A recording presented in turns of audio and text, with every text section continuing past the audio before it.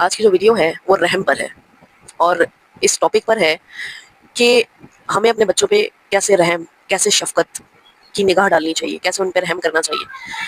मैं स्टोरी जो आपको बताऊँगी, उसमें मैं ये आपको एक लड़की की स्टोरी बताऊँगी कि जिसके पेरेंट्स ने उस पे रहम नहीं किया और ना रहम कर रहे हैं और करेंगे भी नहीं। शायद वो मर जाएगी, तो शायद उन्हें थोड़ा-सा एहसास होगा, उन्हें रहम आएगा उस लड़की पे कि हमारी औलाद थी, कोई थोड़ी बहुत तो मोहब्बत होगी।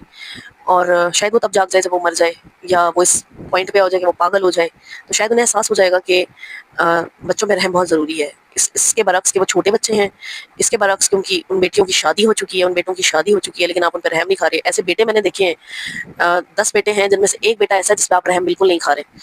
9 के 9 आपको छोड़ के चले गए हैं और वो एक बेटा आपके पास है, उसकी बहू आपके पास है, आपकी दिन-रात खिदमत करते हैं, लेकिन आपको तरस नहीं आता। आप सबकी फ्रस्ट्रेशन उन पे निकालते हैं। आप बदतमीज़ी से उस बहू से बात करते हैं, आप उसका दिल दुखाते हैं, वो रोती है रातों में, वो फिर भी आपकी खिदमत करती है। आपको ज़रा शर्म नहीं आती, आपको ज़रा रहम नहीं आता। और यही बात आपकी औलाद के साथ भी हो रही है, ठीक है? उन बहुओं पे तो आपको रहम नहीं आ रहा, लेकिन ऐसे भी पेरेंट्स हैं, जिसकी मैं एक मिसाल आपको आज बताऊँगी, जिसकी एक स्टोरी आपसे शेयर करूँगी। मेरी बहुत ही प्यारी दोस्त, जिसकी मैं आपको मेरी बचपन की दोस्त, जो कि इस सिचुएशन में आई हुई है कि बस उसे अल्लाह की शायद मदद की ज़रूरत है और अल्लाह ही उसकी मदद करेगा, क्योंकि ना उसके पेरेंट्स उसकी कोई मदद करने वाले हैं, ना उसके ससुराल वाले उस पर रहम करने वाले हैं। और लानत है ऐसे ससुराल वालों और पेरेंट्स पे जो लड़कियों को अपनी बेटी बना के लाते हैं और उन पर रहम नहीं करते। जब मैं सुबह उठी तो मुझे मेरी एक बहुत ही प्यारी, बहुत पुरानी बचपन की कह लेंगे एक दोस्त का मैसेज आया, जिस दोस्त ने मुझे मैसेज किया और मुझे कहती है कि मुझे समझ नहीं आ रही कि मैं क्या करूँ ज़िद्दा। मेरा दिल कर रहा है कि मैं खुदकुशी कर लूँ या मैं कहीं दौड़ जाऊँ, मैं यहाँ से चली जाऊँ अपने ससुराल में ऑब्वियसली। तो मैं छोटी-सी स्टोरी उसकी शेयर करना चाहती हूँ, जिससे मैं कुछ लोगों को बताना चाहती हूँ कि बहुत सी चीज़ें लाइफ़ में इस तरह की होती हैं, जिन्हें हमें अवॉइड करना चाहिए, जिन्हें हमें नहीं करना चाहिए। कुछ गलतियाँ पेरेंट्स की भी होती हैं, कुछ बच्चों की होती हैं, हमारी होती हैं, हम सबकी होती हैं। अच्छा, उस बच्ची की, वो जो मेरी दोस्त है, उसकी स्टोरी ये है कि जब वो छोटी थी तो उसका जो कॉम्प्लेक्शन था, वो हमारी सोसाइटी के जो स्टैंडर्ड्स हैं उन पे पूरा नहीं उतरता था। यानी वो इतनी लाइट कॉम्प्लेक्शन की मालिक नहीं थी। उसकी 2 बहनें थीं उससे बड़ी, उनका कॉम्प्लेक्शन बिल्कुल ठीक था। हमारे जो स्टैंडर्ड्स हैं उनके मुताबिक उनका कॉम्प्लेक्शन ठीक था, लेकिन उसका कॉम्प्लेक्शन ठीक नहीं था। ठीक है? अब उसका जो कॉम्प्लेक्शन था, जिसे हम कह रहे हैं कि वो ठीक नहीं था, यानी कि वो सांवली थी या काली थी या जैसे भी उसका कॉम्प्लेक्शन था, तो उसका ये जो कॉम्प्लेक्शन है ना, ये बिल्कुल अपनी फुप्पो जैसा था। लेकिन बचपन से उसे बुली किया जाता था। इवन उसका एक निकनेम, जो कि घर का एक प्यारा-सा नाम होता है, जिससे बच्चे की बहुत सी एफिलिएशंस होती हैं, बहुत सी यादें जुड़ी होती हैं और अच्छी यादें नॉर्मली होती हैं, लेकिन कुछ बच्चों की यादें अच्छी नहीं होती। उसको प्यार से काली बुलाया जाता था। तो बचपन में जब हम लोग इकट्ठे खेलते थे और उसके भाई उसे चिढ़ाते थे, उसका एक भाई उससे छोटा था, और उसका भाई जब भी उसे काली बोलता था तो वो बहुत ही चिढ़ जाती थी, वो उसे गालियाँ निकालती थी और हम हँसते थे कि ये क्यों इतना ओवर रिएक्ट कर रही है। लेकिन मुझे ये बात समझ नहीं आती थी, क्योंकि उस वक़्त मैं इतनी मोटी नहीं थी, मेरा कॉम्प्लेक्शन जो हमारे ब्यूटी स्टैंडर्ड है उसके लिहाज़ से लाइट था, उसकी बहनों का भी लाइट था, कभी उन्हें भी कुछ नहीं कहा गया। अच्छा, टाइम के साथ-साथ ये हुआ कि ये सारी चीज़ें बढ़ती गई, ये बुलिंग बढ़ती गई। मैंने उसे कभी बुली नहीं किया, वो मेरी बहुत प्यारी दोस्त थी, मेरे से बहुत अटैच थी। अक्सर हमारे घर रुक जाना, मेरे साथ उसने सोना, हमने रातों को जाके कहानियाँ एक-दूसरे को सुनानी, बहुत अच्छा हमारा बचपन गुज़रा। फिर हुआ ये कि उसकी एक बहन का इंतकाल हो गया, वो बड़ी हुई, उसका इंतकाल हो गया, वो किसी कार एक्सीडेंट में उसकी डेथ हो गई। जो दूसरी बहन उसकी थी, उसके घर का माहौल इस वजह से भी थोड़ा-सा टॉक्सिक था, आप कह लें कि उसके जो वालिद थे वो उसकी वालिदा मोहतरमा के साथ अच्छे नहीं थे, उनके ताल्लुकात अच्छे नहीं थे। ताल्लुकात अच्छे नहीं थे, लेकिन बच्चे माशाल्लाह से बहुत सारे थे। तो उनकी वालिदा मोहतरमा ने उन बच्चों की वजह से ही उससे तलाक नहीं ली, उस आदमी से तलाक नहीं ली। वो एक इंतहाई टॉक्सिक इंसान था, लेकिन उसके साथ रहते-रहते उसकी वालिदा भी बहुत टॉक्सिक हो गई थी। है ना? उसके घर का, मैं आपको इसलिए एक मैप बता रही हूँ कि उसके घर का इस तरह का माहौल था। अच्छा, उसकी जो बड़ी बहन थी, वो उससे जो घर के हालात थे ना, उनसे बहुत तंग आ गई थी, क्योंकि वो बचपन से वो देख रही थी, और बड़े बच्चे जैसे होते हैं ना, एक बहन की तो डेथ हो गई, वो उससे भी काफ़ी अटैच थी, तो वो उसकी वजह से भी थोड़ा ट्रॉमेटाइज़ होकर, घर के जो हालात थे उन वजह से भी बहुत ट्रॉमेटाइज़ थी। तो जो बड़ी बहन थी, उसने एक एस्केप, कह लेंगे एक एस्केप के लिए, उसने एक लड़के के साथ, उसका अफेयर हो गया और उसने उसके साथ शादी कर ली। उसने बहुत कोशिश की कि उसके घर वाले मान जाएँ, लेकिन उसके घर वाले नहीं माने। लड़का बहुत ही मुनासिब था, उसके घर वाले बहुत अच्छे थे और हमारी ही कॉलोनी में रहते थे, लेकिन उसके घर वाले नहीं माने। उसकी असल में उसकी मदर नहीं मानी, क्योंकि उसकी मदर जो थी, वो उसके वालिद से बहुत ही ज़्यादा खौफ़ज़दा थी। तो उस लड़की ने सोचा होगा कि उस एज में उसने सोचा होगा कि एक गलत कदम उठाने से बेहतर है कि मैं शादी कर लूँ। तो उसने शादी कर ली, ठीक है? उसको ये चीज़ उस वक़्त सूटेबल लगी, उसने शादी कर ली। अब इस वजह से वो जो लड़की थी, जो मेरी दोस्त थी, उसके हालात और ज़्यादा ख़राब हो गए। उसके वालिद ने उस पे और ज़्यादा पाबंदियाँ लगानी शुरू कर दी, जिससे जो उसके हालात थे, जो ऑलरेडी बदतर थे, वो और बदतर हो गए।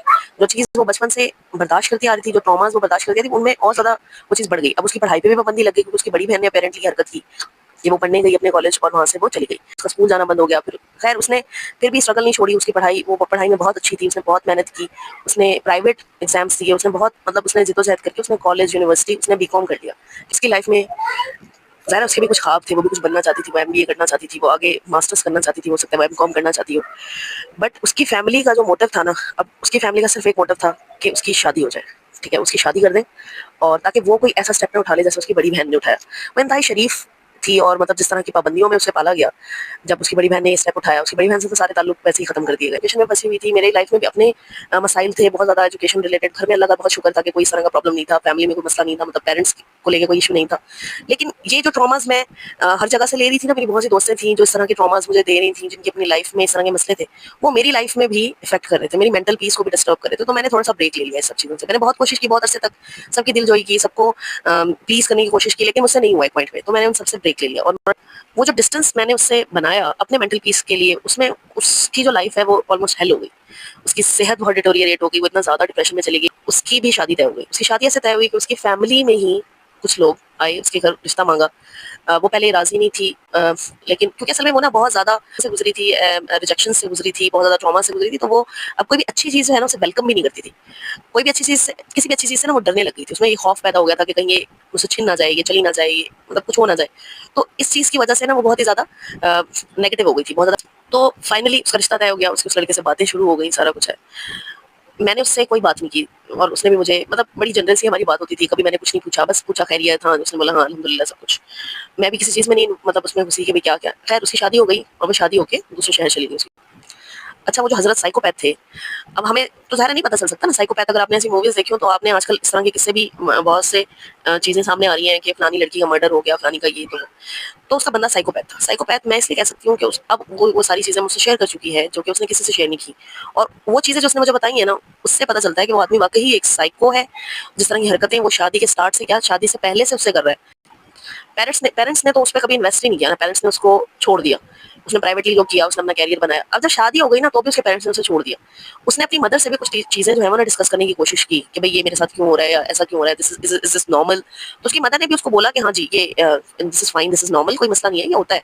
अच्छा, लावर तो बना दिया बेटियों को, ठीक है। आजकल के दौर में भी यही हो रहा है कि जो बेटियां हैं उनको आप पढ़ा नहीं रहे, इस वजह से कि वो कहीं किसी के साथ भाग ना जाए। आप वो अपनी पसंद से शादी करना चाहते हैं, आप उनको मार देते हो, उसको भी मार देते हो, लड़के को भी मार देते हो। अपनी मर्जी से उसकी शादी करते हो, ठीक है। उसकी खैर खबर नहीं लेते, उसको सिर्फ जहेज दे देते हो और सोचते हो आपने अपनी जान छुड़ा ली है। अगर वो फॉर हेल्प कॉल करती है तो आप उसे कहते हो कि बर्दाश्त करो, ठीक है। अगर वो आपको बताती है कि मेरे घर में इतने मसाइल है, मेरी सास इतनी टॉक्सिक है, मैं इसके साथ रहना नहीं चाहती, तो आप उसको कहते हो कि तुम्हें रहना पड़ेगा। अच्छा, वो ससुराल वाले, ठीक है, जिसका उनका बेटा भी बहू को टॉर्चर कर रहा है, क्योंकि अब बहू ने अपनी फैमिली में बहुत सी ऐसी बातें बता दी हैं उन लोगों के बारे में जो कि वो करते आ रहे थे 3-4 सालों से इस लड़की के साथ। अब वो ससुराल वाले भी इस लड़की को टॉर्चर करने लगे हैं और वो प्रेग्नेंट भी है, ठीक है। अगर बच्चे को कुछ हो जाता है तो भी उस लड़की की गलती है। अगर वो उसको लेके या प्रेगनेंसी में भाग जाती है घर से तो भी उस लड़की की गलती है, क्योंकि वो इतना ज़्यादा मेंटली टॉर्चर है। अगर वो मर जाती है, वो सुसाइड कर लेती है, तो किसकी गलती है? क्योंकि अगर ऐसा हुआ, अभी तक अल्लाह का शुक्र है कि इस तरह से कोई नौबत नहीं आई। मैं उससे बात करती हूँ, मैं उससे कोशिश करती हूँ कि वो हील कर जाए, वो ठीक हो जाए।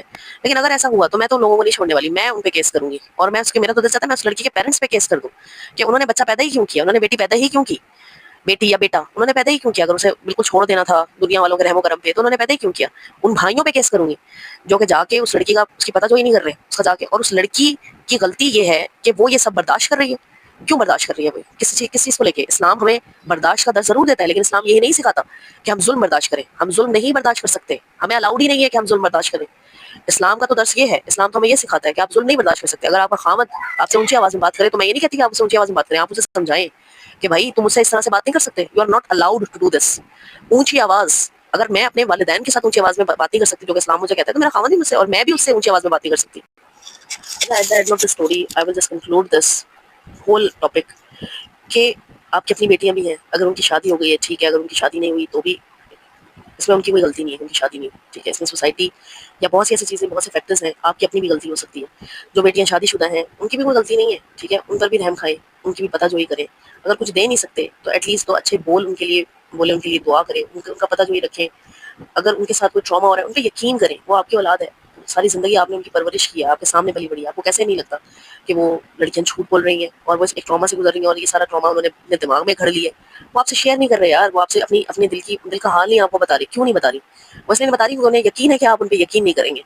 तो ये जो रहम है ना, अल्लाह ने जो औलाद के साथ रहम या अपनी बीवियों के साथ रहम का हुक्म दिया है कुरान में, और हर किसी पे रहम रहम रहम, हमेशा हर किसी को अल्लाह ने बोला है कि उस पर रहम करो। तो वो सिर्फ बीवियों के लिए नहीं है, वो खामदों के लिए भी है, वो बेटियों के लिए भी है, वो बेटों के लिए भी है।